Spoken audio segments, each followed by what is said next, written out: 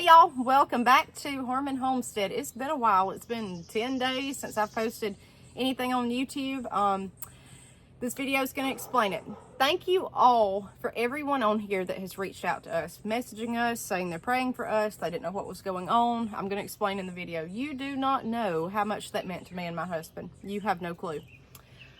So long story short, we had a family member pass away, and it was expected. The family member was not in great health, but it was also very unexpected at the same time, so it was very quick. So we have been going through that, and we're back on track. But thank you to everyone that's kept us in your prayers.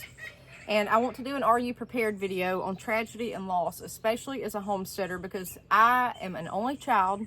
I have not had to go through this, hardly at all. I've been to 2-3 funerals in my life. And one was a distant relative. So this is very important, what I've learned this week. I'm going to go through everything that affected me and things that I failed at that I could do better next time. Maybe some of this stuff will help jog your memory, help you be prepared, and things that I'm glad I did. So first of all, my role was to take care of an elderly family member. That was just kind of what was done. Family member is very close to me. I was taking care of her. This was tough. My life on this homestead completely stopped, and I had to leave the house. When you're doing everything manually, you're farming, you're gardening, and you're doing it at such a massive, compact scale like I was doing, things have gotten out of hand here. I've not been able to work my gardens until yesterday, and they're a mess. They're a mess. Deer got in my pasture garden, ate every field pea we had to a nub. There's weeds this tall in the corn. I don't even know if we're going to fool with the corn this year. We may have to turn it under because I didn't side dress it on time and I didn't hoe the weeds out. It's over. It's gone. It's bad. So that happened. This stuff that's so time sensitive on a homestead. I'm going to do a garden tour probably this afternoon. I'm going to try to catch up and get y'all caught up on everything. I was going to do the garden tour, and that was my next video, and then all this come to be. My raised bed, my no potting mix bed is completely a zoo because I was not able to get in there and prune. And I told y'all, when you plant stuff so close, you've got to be on it about pruning every day. You've got to get out there and work those gardens, and I didn't, and it's a mess. And I don't know if it will recover. So we've had to deal with that because I wasn't here. And then you've got animals. Thankfully, we've downscaled with the animals. But if you've got a lot of animals, somebody has got to take care of those animals. And you may be out here at night doing this or early in the morning when you don't feel like it, but you've got to. Before you go and get a bunch of animals, you need to think about stuff like this because this is going to affect everybody. Everybody's going to go through tragedy and loss, but we may not all go through something like an EMP. We don't know. This is just a situational guess, but we do know that we're going to go through loss in our lifetime. So this video is very, very, very important. But my life here was just on hold, and my husband's life was on hold, and we had to go and take care of someone and help make arrangements and things like that. And guys, when you're homesteading and everything is manual and you have pulled away from society, you're going to get thrown right back in when there's some kind of tragedy. It was tough. It was tough going to town that's 15 minutes away multiple times a day for the past week. It was very tough having to do that. I have not driven my car that much in the past year. I mean, seriously. I told you I don't go to town anymore. I don't go to the store. We were at the store every day having to get something for someone else. It's tough. It's tough. So when you think that you're going to live off the grid or you're going to be away from society or pull back, don't think that this is permanent. There's going to be times where you're going to have to be thrown back into it. And it was just an exhausting, stressing thing for somebody that does not go to town anymore. Guys, I had to learn how to be around people. I had the worst stress and anxiety just having to do and what we were having to do. It was terrible. It's rough on anybody. So you've got to prepare for that. And there's only so much you can do to prepare, but you've got to go into this knowing that tragedies will happen. And I guess I was just in the delusion that that it just was not going to happen, or we just deal with it when it got here. And it's been tough, but it was smooth. We made it through. It was perfect. No hiccups. Everything was great. We all leaned on each other, and when you're being leaned on, people always want to be the shoulder to lean on in a family. I was a shoulder for my family member. But people don't think about the ones that are letting people lean on them. You know, I mean, it's tough on me too. You may not be the closest person in line to that person that was lost, but especially if you knew them and were close to them, it hurts you too, but you're still having to be a support system and be strong at the time. It takes a lot of grit to get through something like this easily. The second thing, this was a total failure and flop this week on my part. I have done videos on freezer meals, showing you how to do it. I've eaten them myself. I loved them. But the freezer, I would run out of them in the freezer and get distracted, do something else, especially when you've got so many irons in the fire and you're farming so much and you're gardening so much, and you get sidetracked and you don't replenish them. That was the biggest mistake I've ever made. When you are having to feed somebody constantly and then turn around and come home and feed yourself, your husband, your kids, whoever, that is terrible. It's terrible when you're having to take care of multiple people to feed.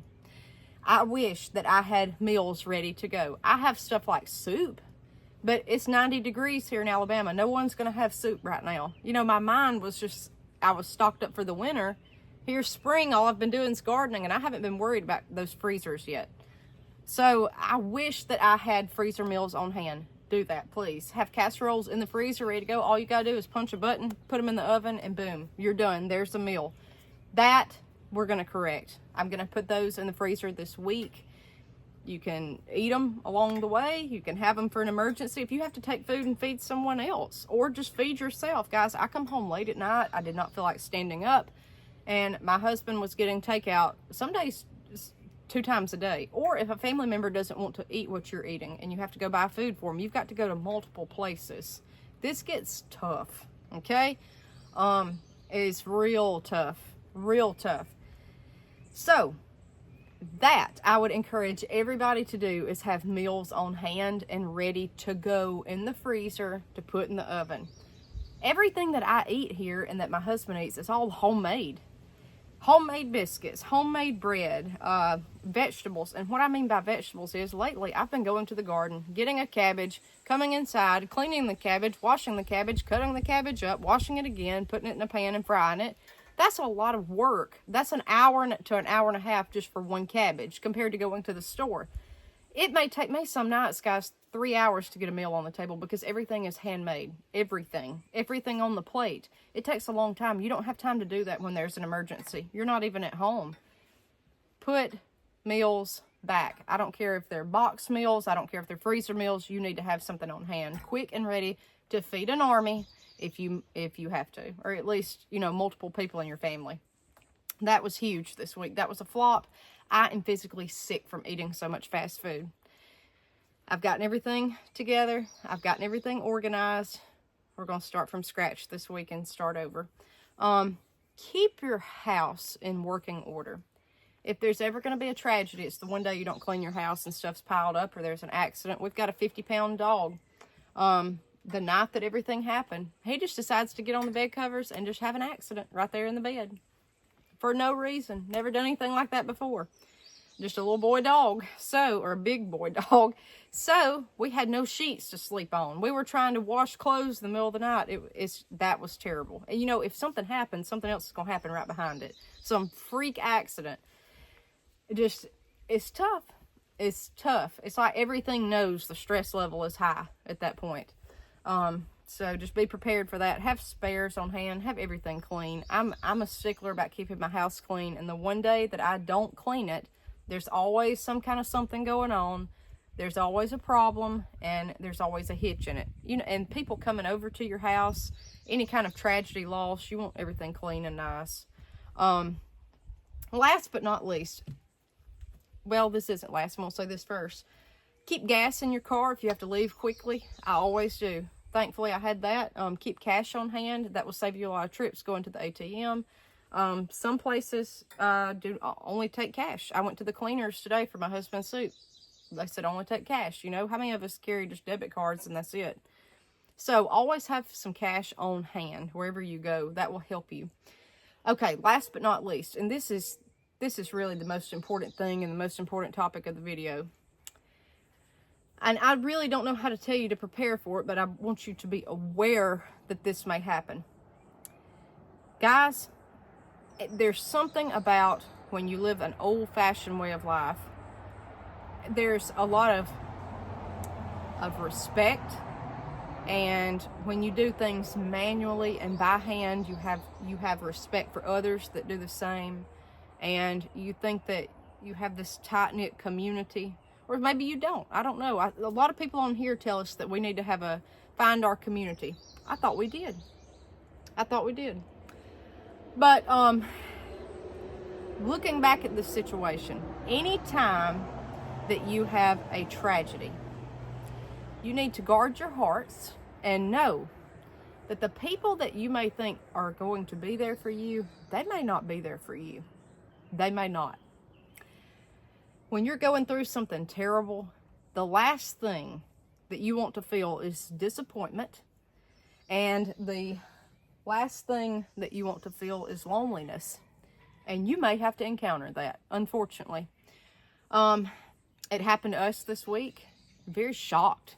People that you think would call you up, you know, and say, hey, I'm sorry. Did not.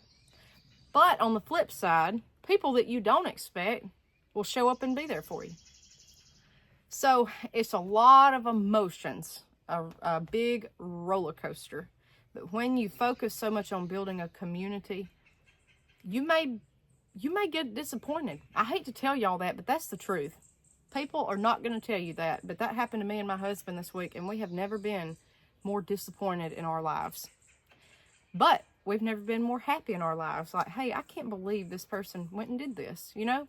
And I don't know how y'all feel, but any gift or anything, it's always so appreciated. People don't even have to, you know, with inflation and the economy, you don't have to do anything, you know, but if you do, it's even more appreciated, you know, like, I can't believe you did this, like a meal or flowers, things like that. It's just above and beyond, you know, we couldn't be more thankful. But we don't expect that. But what we did expect was a phone call. And guys, if you're going through a tragedy, just guard your hearts. That's all I can say. And because that's tough. The one thing that's free, everybody's got a phone. A lot of people wouldn't do. Some did, some didn't. You're going to be surprised about who does and who doesn't. I mean, you're going to be surprised. You're going to be shocked to the core. And, you know, that's sad. That is so sad. If you know somebody that's going through a loss or a hard time, pick up the phone and call them. Pick up the phone and call them. I've got to do better about this. And you know what? I have been dealing with disappointment. Me and my husband both. We've been dealing with shock with the whole situation. But we've also been dealing with, like, guilt. And I start thinking, the last person that I knew passed away, or last tragic event, did I call them?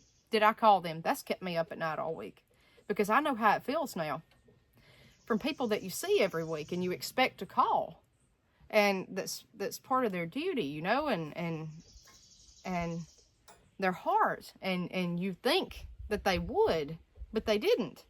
And so I have just tore myself to pieces this week wondering, like, did I call this person? Yes, I did. Okay, yes, I did. Because I don't want them to think, I don't want to hurt them in the way that I was hurt this week.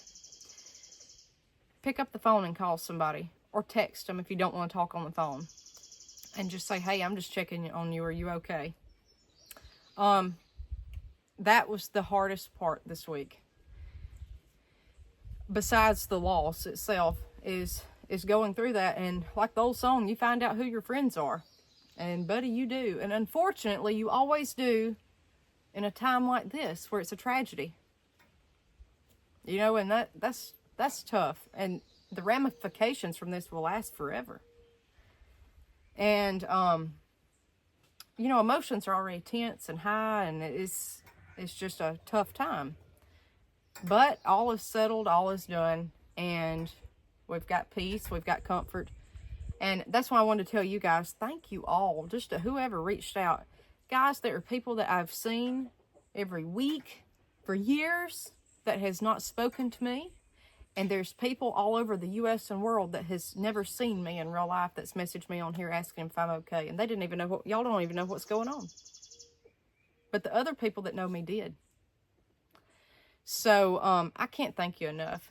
Just checking on someone, seeing if they're okay. You don't know what that meant. And I wasn't really able to sit down and talk to you guys. I did not have time. Y'all know that I take care of my grandmother. I've told you this over and over. And it's been tough this week. She's elderly. And, it's been a lot. It's been tough. I didn't have time, but I still saw the comments. And second of all, I felt like I was under a microscope after not filming for so long. I really felt like, ooh, they're going to see my emotions. They're going to see me and see what I'm going through. And I didn't want to upset anybody, so I just wanted to wait until everything got pulled together and okay. But, gas, cash, meals, family support, and guard your hearts. Guard your hearts and know that you may be very, very surprised badly, but yet good at the same time. Any type of tragedy and loss. And if y'all have got any other recommendations, throw them below. We're going to try to get several videos out, and one I'm going to do tomorrow is what's been popular this week. Talked about on the news. I did see this, being a homemaker. Stay tuned. We'll see you guys next time on Homestead.